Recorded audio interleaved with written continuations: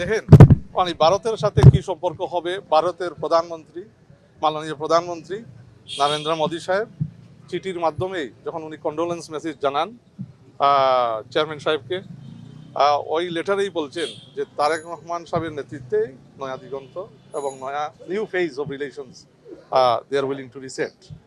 তো আমরা আশা করি যে অত্যন্ত সৌজন্যমূলক বৈঠক হয়েছে। এখানে কিভাবে কোঅপারেশন এগিয়ে নেওয়া যায়, বিভিন্ন চ্যালেঞ্জ তো অবশ্যই আছে। তো এই চ্যালেঞ্জগুলো আমরা অ্যাড্রেস করে যেহেতু রিজনাল এখানে রিজনাল বিএনপির চেয়ারম্যান সাহেবের ভিশনে বা ইলেক্টেড গভর্নমেন্ট বিএনপির মানে peace security and stability in the region এটা principal in terms of it will be a principal projection of elected BNP government.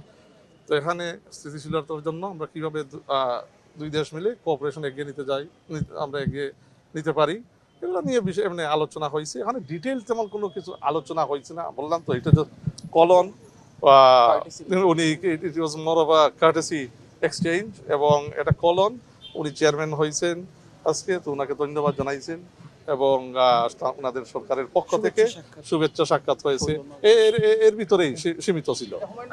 বর্তমান সরকারের সাথে ভারতের একটা টানাপোড়েনের একটা সম্পর্ক যাচ্ছে, এই বিষয়ে কি কোনো কথা দেখেন আমি আসলে ভারতকে নিয়ে এক্সক্লুসিভলি আমার কথা মানে এখানে আজকে বলবো না, ওইটা তো এটা ভিন্ন ধরনের টপিক্যাল সাবজেক্ট আছে, bilateral relationship between Bangladesh and Bharat.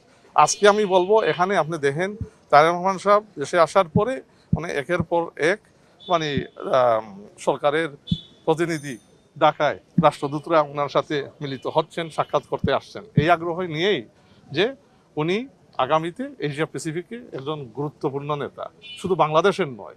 ওনার আসার ঐতিহাসিক যে রিটার্ন 25 তারিখে আর মানুষের সমাগম ঢাকাতে মানে ওইটা দেখে বিশ্বমহল, বিশ্ববাসী, বিশ্ব স্টেক হোল্ডাররা যারা ওয়ার্ল্ড পলিটিক্যাল লিডার্স এটা বুঝতে পারছেন যে তারেক রহমান সাহেব একজন গুরুত্বপূর্ণ নেতা, not just only for his country but for the reason.